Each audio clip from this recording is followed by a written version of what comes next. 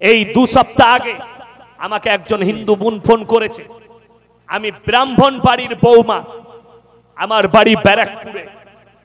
হুজুর, আপনার জলসা না শুনলে আমার ঘুম আসে না। আমি দোয়া দিলাম, আল্লাহ তোমাকে ইসলামের জন্য কবুল করুক। জোরে বলুন আল্লাহুম্মা আমিন। বিসমিল্লাহ। আমি তাকে তলোয়ার ঠেকাইনি, আমি তাকে আজও দেখিনি, আমি তাকে চিনি না। শুধুমাত্র সে আমার মুখের ভাষা শুনেছে ইউটিউব আর ফেসবুকে। আল্লাহ তাকে কবুল করেছে, আল্লাহ তার দিমাকে, আল্লাহ তার সোচেতে, আল্লাহ তার দিমাকে ইসলামকে ভরেছে। এটা তো আল্লাহর কৃপা। আল্লাহর হাবিব সাল্লাল্লাহু আলাইহি সাল্লাম তলোয়ার ব্যবহার করেছেন। প্রত্যেকটা মুসলমানের জানা দরকার, নবীজি 63 বছরের জীবনীতে তলোয়ারের দ্বারা মানুষ তো দূরের কথা, একটা প্রাণী পর্যন্ত ক্ষত বিক্ষত হয়নি। জোরে বলুন সুবহানাল্লাহ। নবীজির কি আখলাক! নবীজি সাল্লাল্লাহু আলাইহি সাল্লাম শুনেলেন। প্রত্যেকটা মুসলমান ভাইকে বলবো, আমরা আল্লাহর প্রিয় বান্দা হব। জোরে বলুন ইনশাআল্লাহ। কি করে হবে? আমার আল্লাহ রাব্বুল আলামিন শর্ত রেখেছেন কোরআনে প্রিয় বান্দা হবার। আমার আল্লাহ রাব্বুল আলামিন কোরআনে বললেন, তাবারাকাল্লাযী জাআলা ফিস সামাই বুরুজা ওয়া জাআলা ফিহা সিরাজাও ওয়া কামারাম মুনীরা ওয়া হুয়াল্লাযী জাআলাল লাইলা ওয়ান নাহার খিলফাতাল লিমান আরাদা আও ইয়াদ্দাক্কারা ওয়া আরাদা শুকুরা। হে আমার বিশ্বনবী, পৃথিবীর মানুষকে বলো, এই পৃথিবীটাকে, আসমানটাকে চন্দ্র সূর্য গ্রহ তারা নক্ষত্র দিয়ে সাজনিত করেছি। ওয়া হুয়াল্লাযী জাআলাল লাইলা ওয়ান নাহার, দিবা এবং রাত্রি আমি আল্লাহ সৃষ্টি করেছি। তার থেকে তোমরা জ্ঞান অর্জন করবে এবং কৃতজ্ঞতা যাপন করবে। জোরে বলুন সুবহানাল্লাহ। প্রথম কথায় বিজ্ঞান এত বড় চালবাজি করেছে, এত বড় ধোঁকাবাজি করেছে বিজ্ঞান। পৃথিবীর মানুষের কাছে কোরআন সত্য প্রকাশ পাবে বলে গবেষণা করার পরে কোরআন বিরোধী কথা বলে দিয়েছে, যাতে কোরআনকে মিথ্যা প্রমাণ করানো যায়। আল্লাহর কসম, যদি কোনো বিজ্ঞানের স্টুডেন্ট থাকে আমার সঙ্গে তর্ক লাগতে পারেন, মাইক দেব হাতে, আমি প্রুফ করাচ্ছি। বিজ্ঞান বলেছে পৃথিবীটা দাঁড়িয়ে আছে, চন্দ্র সূর্য ঘুরছে, চন্দ্র সূর্য দাঁড়িয়ে আছে, পৃথিবীটা ঘুরছে। ঠিক কিনা কথা বলেন? পড়েননি কি? পৃথিবীটা ঘুরছে, চন্দ্র সূর্য দাঁড়িয়ে আছে। সূরা ইয়াসিন, আল্লাহ সূরা ইয়াসিনে বললেন, কুল্লুম ফি ফালাকি ইয়াসবাহুন, নবমণ্ডলে যা আছে তারা যেন নিজের নিজের কক্ষপথে চলমান। জোরে বলুন সুবহানাল্লাহ। শুধু তাই নয়, বিজ্ঞান আমরা দেখেছি চন্দ্রগ্রহণ সূর্যগ্রহণ হয়, হয় না? হয় না? এই স্টেজের উপরে আমরা বসে আছি, এতগুলো আলেম উলামা সবাই নিজের চেয়ারে বসে আছে, আছে না? যদি এই স্টেজটা ঘুরে আমাদের দিক পরিবর্তন হবে, স্থানকারও পরিবর্তন হবে? কথা বলেন না। যদি চাঁদ আর সূর্য এক জায়গায় দাঁড়িয়ে থাকে, সওয়ালই আসে না চন্দ্রগ্রহণ আর সূর্যগ্রহণ হবার। চাঁদ যখন সূর্যকে ওভারটেক করে তখন হয় কি? চন্দ্রগ্রহণ। সূর্য যখন চাঁদকে ওভারটেক করে তখন হয় সূর্যগ্রহণ। যদি বলেন আরো দলিল দেন, এতে হলো না, চলুন। আমার নবী বিশ্ব নবীকে বেঈমান কাফেররা বলেছে, ইয়াসআলু আইয়ানা ইয়াউমুল কিয়ামা। হে আমার বিশ্ব নবী, পৃথিবীর মানুষকে বলো কিয়ামতটা কবে হবে? বেঈমান কাফেররা বললে, বলো কিয়ামতটা কবে হবে? আপনি মানুষকে ভীত কঙ্কিত করছেন, মানুষকে প্রশ্ন করছেন, একবার বলুন কিয়ামতটা কবে হবে? আমার নবীজি উত্তর দিলেন, আল্লাহ উত্তর শিখিয়ে দিলেন। এক নম্বরই ফাইদা বারিকাল বাসার, সেদিনে তোমাদের সেদিনে চোখগুলো স্থির হবে। ওয়াখাসাফাল কামার, যেদিনে চন্দ্র আলোহীন হবে। ওয়াজুমিয়াশ শামসু ওয়াল কামার, যেদিনে চাঁদ আর সূর্যকে একটা রাস্তাতে টক্কর খাওয়ানো হবে। কোরআন, আমি তাদেরকে একটা রাস্তায় টক্কর খাওয়াবো, তারা একটা রাস্তায় টক্কর খাবে, অ্যাক্সিডেন্ট হবে, কিয়ামত সংগঠিত হবে। এই তাফসীর থেকে বোঝা যাচ্ছে, এর ব্যাখ্যা বিশ্লেষণ থেকে বোঝা যায় যে চাঁদ এবং সূর্য নিজের রাস্তায় চলাফেরা করছে, আল্লাহ তাদেরকে কিয়ামতের দিনে সংঘর্ষ করাবে। আপনি যদি বলেন আল্লাহ পৃথিবীটাকে দাঁড় করিয়েছে, তার দলিল কোথায় আছে? আলাম নাজআলিল আরদা মিহাতা ওয়াল জিবালা আওতাদা, আমি পৃথিবীকে খুঁটো গেড়েছি, পৃথিবী তুমি নড়াচড়া করো না। জোরে বলুন নারায়ে তাকবীর। বেঈমান কাফের এই বৈজ্ঞানিকরা চেয়েছে যেন পৃথিবীর মানুষের সামনে কোরআন প্রকাশ না পায়, যে কোরআনটা সত্য কিতাব।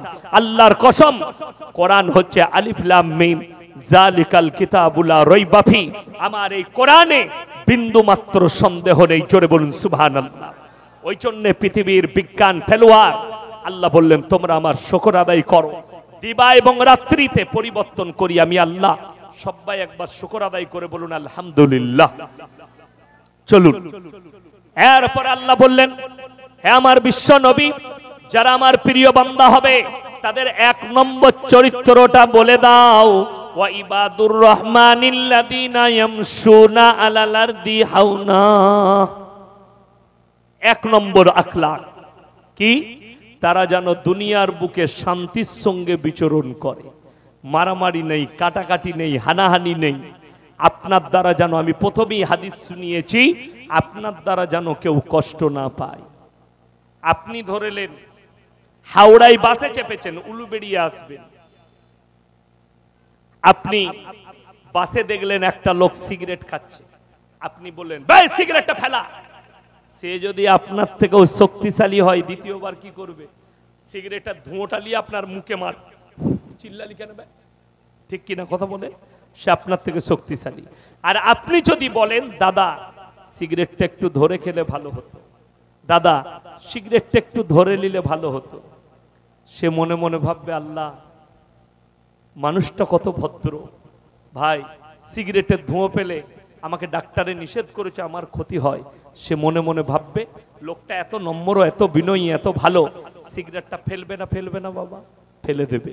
কোরআন শুনেলেন এরপরে আমার নবী বিশ্ব নবীকে আমার আল্লাহ বললেন, ফাবিমা রাহমাতিম মিনাল্লাহি লিনতা লাহুম ওয়ালাউ কুনতা ফাজ্জান গালিজান কলবি লান ফাজ্জু মিন হাওলিক। হে আমার বিশ্ব নবী, আমি যদি আপনার হৃদয়টাকে নরম আর কোমল না করিতাম, লান ফাজ্জু মিন হাওলিক, আমি তোমার হৃদয়কে নরম আর কোমল করেছিলাম বলে কেউ কোনোদিন ফিরে যায়নি, লান ফাজ্জু মিন হাওলিক। আর যদি কর্কশ ভাষী করিতাম, সবাই আপনার কাছ থেকে দূরে সরে যেত। হযরতে উমর রাদিয়াল্লাহু তাআলা আনহু নবীজিকে কতল করতে এসেছিলেন, গর্দান নিতে এসেছিলেন, আল্লাহর কসম কলমা পড়ে বাড়ি ফিরে গেছে। জোরে বলুন সুবহানাল্লাহ। ওই জন্য মুসলমান ভাই শান্তির সঙ্গে বিচরণ করবেন। জোরে বলুন ইনশাআল্লাহ। আপনার দ্বারা যেন আপনার প্রতিবেশী, আপনার ভাই, আপনার বোন কেউ যেন কষ্ট না পায়, আপনার মা বাবা যেন কষ্ট না পায়। চলুন আরো একটু আগে চলুন। 2 নম্বর, ওয়াইদা খাতাবাহুমুল জাহিলুনা ক্বালু সালামা। যারা অশিক্ষিত হবে, মূর্খ হবে, তাদের সঙ্গে তোমরা তর্ক বিতর্ক করো না। যাদের কোরআন সম্পর্কে জ্ঞান নেই, যাদের ইসলাম সম্পর্কে জ্ঞান নেই, যাদের আল্লাহ সম্পর্কে জ্ঞান নেই, যাদের রাসূল সম্পর্কে জ্ঞান নেই, তাদের সঙ্গে তোমরা তর্ক বিতর্কতে জড়িয়ে পড়ো না। আরো একটু আগে চলুন। 3 নম্বর, ওয়াল্লাযীনা ইয়াবিতুনা লিরাব্বিহিম সুজদান ওয়া কিয়ামা। হে আমার নবী বলো, তারা যেন রাতের অন্ধকারে রাত জেগে কেঁদে কেঁদে আমার ইবাদতে রাত যাপন করে। সবাই তাহাজ্জুদ গুজার হব। জোরে বলুন ইনশাআল্লাহ। আমাদের নামাজ কত সুন্দর কবুল হয় বলে দিই। আমাদের দেশের কিছু লোক আছে, পায়খানা ঘরে বিড়ি না খেলে পায়খানা হয় না। ঠিক বলছি না ভুল বলছি? পায়খানা ঘরে খাওয়া নিষেধ না ভালো? হাদিসে নিষেধ আছে। অনেকজন আমাদের দেশে মুখেতে খৈনি না বললে হাগা হয় না, ঠিক কি না? আল্লাহ হেফাজত করুক। আপনি পায়খানা ঘরের ভেতরে খাচ্ছেন, এমন অভ্যাস করলে, যারা আমার কচি কাঁচা আছো, যারা বাচ্চা আছো, খৈনি খাবেন না, সিগারেট খাবেন না, বিড়ি থেকে বাঁচুন, পান থেকে বাঁচুন। কেন? যেগুলোর দ্বারা শরীরের ক্ষতি হয় সেই জিনিসগুলো তোমরা ভক্ষণ করো না। সেই জিনিসগুলো থেকে নিজেদেরকে হেফাজত করো। আমি আমার লাইফে মৌরি পর্যন্ত মুখে নিতে পারি না, খাবার ছাড়া আমার নেশা কিচ্ছু নাই। কেউ যদি মিষ্টি পান দেয় সেটাও খেতে পারবো না, খারাপ লাগে, গন্ধ, আমার গন্ধ লাগে। আমাদের বাপ ব্যাটারি কোনো নেশা নাই, অনলি ফর খানা। আপনি খান না, আল্লাহ যতগুলো হালাল করেছে খুব মজা করে খান। যেগুলো আপনার শারীরিক ক্ষতি, শারীরিক অক্ষমতা আসবে, যেগুলো ইবাদতে কমজোরি আসবে, সেই জায়গাগুলো থেকে আপনি নিজেদিকে হেফাজত করুন।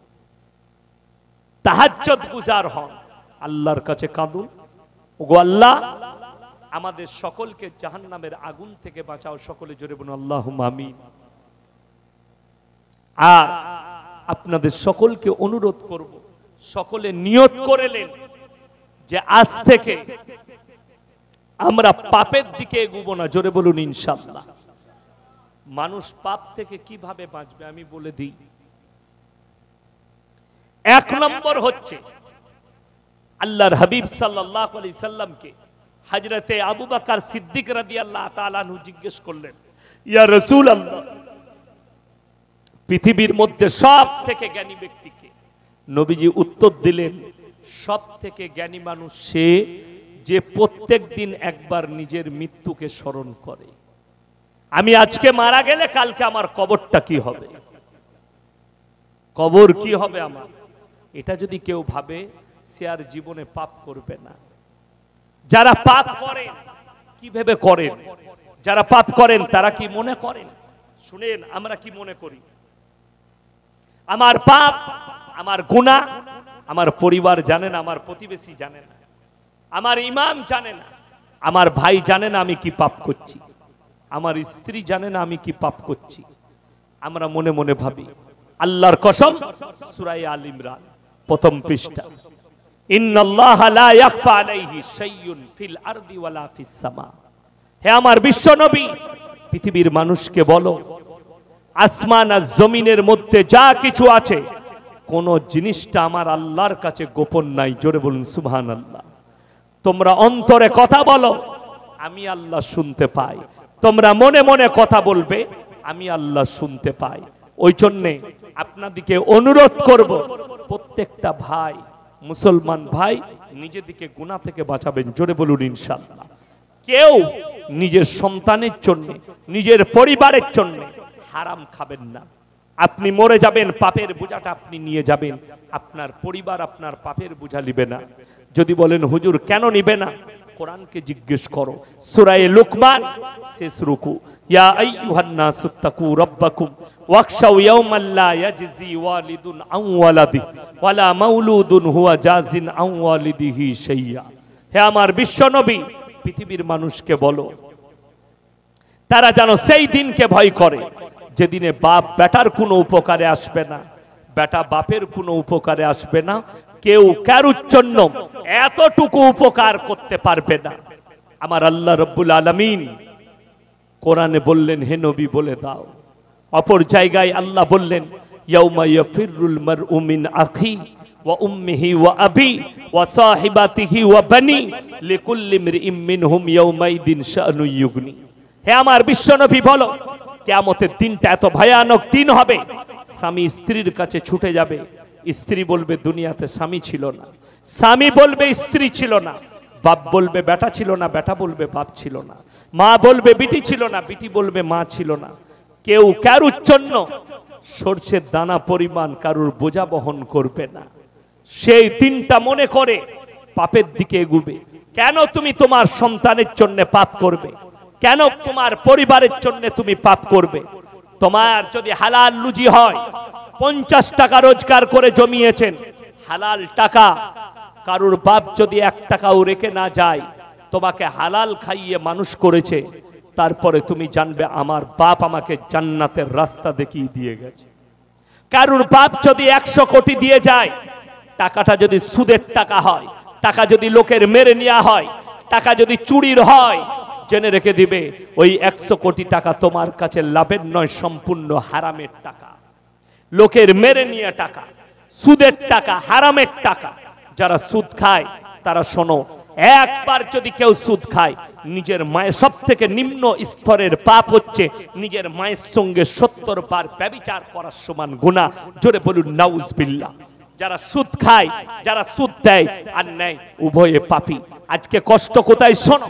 বেঈমান কাফেররা জাল বিছিয়েছে এবং তারা কামিয়াবি লাভ করেছে। কেমন করে কামিয়াবি লাভ করেছে? আজকে কষ্ট লাগে। ইমামের 8000 বেতন, তার বউকে রাস্তায় বেরিয়ে বন্ধন লোন, গ্রুপ লোন করতে হয় না। আপনার 20,000 রোজগার, আপনার বউকে রাস্তায় বেরিয়ে বন্ধন লোন আর গ্রুপ লোন করতে হচ্ছে। আপনি আল্লাহর কাছে কাঁদবেন, আল্লাহ আপনাকে ভালোবাসে কিনা, আর আপনি পাপে লিপ্ত আছেন কিনা, আপনার মালে কেন আল্লাহ বরকত দেয়। তা না হলে 8000 ইমামের কি করে সংসার চলছে? ইমাম চুরি করে, কথা বলেন না? ইমাম কেন মেরে নেয়, কি করে চলে? আমার ভাই, আপনারা 8000 বেতন দেন, তাতে চলে? আমার ভাই, সবাই নিয়ত করেলেন আজ থেকে হালাল খাবো। জোরে বলুন ইনশাআল্লাহ। হালাল পথে চলুন, 10 টাকা রোজগার করুন। মুসলমান মনে করে হালালে রোজগার করলে বরকত হবে না, তাদের ভুল। অবশ্যই বরকত আছে, হালালে বরকত আছে, হারামে বরকত নাই। তার প্রমাণ দিই, এই আপনাদের ফতেপুরের লোক কুকুর খায়। কুকুর খান আপনারা? হ্যাঁ, কুকুর খাওয়া চলবে? কুকুর খাওয়া কি হারাম? এই কুকুরের কটা করে বাচ্চা হয় গো? 6টা 7টা করে, ঠিক কি না? শুনেছেন উলুবেড়িয়ায় এত কুকুর হয়েছে, প্রশাসনকে জালগাড়ি করে ভরে ঠেলে দিয়ে আসতে হচ্ছে গঙ্গা। এরকম কোনোদিন শুনেছেন? কথা বলেন না কেন? হয়নি কেন? আল্লাহ হারাম করেছে, তার মধ্যে বরকত তোমরা পাবে না 10টা ছানা হলেও। গায়ের কটা করে বাচ্চা হয়? একটা। শুনেছেন মুসলমানরা এত গরু খেয়েছে আর গায়ে গরু পাওয়া যাচ্ছে না? যত খাবে তত বরকত পাবে। জোরে বলুন না সুবহানাল্লাহ। হালালে বরকত আছে, হারামে বরকত নেই। এরপরে বলবো আপনাদিকে, আপনাকে যে আল্লাহ মাল দিয়েছে না, 3টে জায়গায় খরচ করবেন যদি বরকত চান। কটা বললাম? 3টে। চলুন।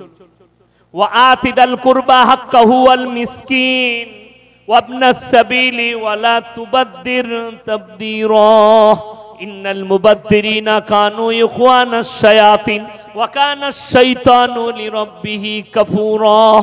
ওয়া আতিদাল কুরবা, সবথেকে প্রথমে তোমরা যাদিকে মাল দিয়েছি তোমার কাছের গরিবের কাছে খরচ করবে। দ্বিতীয় নম্বর ওয়াল ইয়াতামা ওয়াল মাসাকিন, তারপরে তুমি দেখবে এতিম আর মিসকিন তোমার এরিয়ায় কে আছে, কোন জায়গায় আছে, তার পেছনে। আবনাস সাবিলি ওয়ালা তুবাদদির তাবদীরা, কোন মুসাফির সে যদি মাদ্রাসা হোক মসজিদের জন্য তোমার কাছে হাত পাতে, তার তুমি খেয়াল রাখবে। আজকের মজমায় সব থেকে বড় মুসাফির কে? কথা বলে না? আমি 170 কিলোমিটার রাস্তা অতিক্রম করে এসেছি। আলহামদুলিল্লাহ, 170 কিলোমিটার অতিক্রম করে আমি আপনাদের কাছে এলাম। সব থেকে বড় মুসাফির এই 3টে লোকের সঙ্গে যারা ভালো ব্যবহার করবে, এই 3টে লোকের যারা খেয়াল রাখবে, আল্লাহ তাদের মালে বরকত দেবে। পৃথিবীর মধ্যে 2টো জায়গা দামি জায়গা। কটা বললাম? 2টো। এক হচ্ছে আল্লাহর ঘর মসজিদ, দ্বিতীয় হচ্ছে ওই জায়গা যেখানে আল্লাহ এবং আল্লাহর রসুলের কথা আলোচনা হয়। আমরা মরে গেলে আমাদেরকে কোথায় শোয়ানো হয়? কথা বলে না? কবরস্থান। কবরস্থান পাক পবিত্র জায়গা। কি জায়গা বললাম? পাক পবিত্র জায়গা। মসজিদ কি জায়গা বাবা? পাক পবিত্র জায়গা। এই 2টো জায়গা মারাত্মক জায়গা। আমি আপনাদের কাছে অনুরোধ করব, কোরআন ক পাড়া? কথা বলেন, ঠিক বলছেন? উলুবেড়িয়ায় 32 লয় তো না? ঠিক আছে, 30ই ঠিক আছে। 30 পারা কোরআন। আল্লাহর ওয়াস্তে আমি দেখতে চাই মসজিদ আর ঈদ আপনার জানাজার এই কবরস্থানের জন্য মহব্বত করে 30 জন আল্লাহর বান্দা 2000 করে টাকা ফটফট করে হাত তুলেন মসজিদ আর ইসের জন্য, জানাজার আপনার কবরস্থানের জন্য 2000 করে টাকা 30 জন ফটফট করে হাত তুলেন। মাশাআল্লাহ। কি নাম বাবু? শেখ মোহাম্মদ ফারিদ। ফারুক, মাশাআল্লাহ, আল্লাহ আপনার হায়াত তারাজ করুক, জানে মালে ইজ্জতে বরকত দেখ। দ্বিতীয় নম্বর কে আছেন?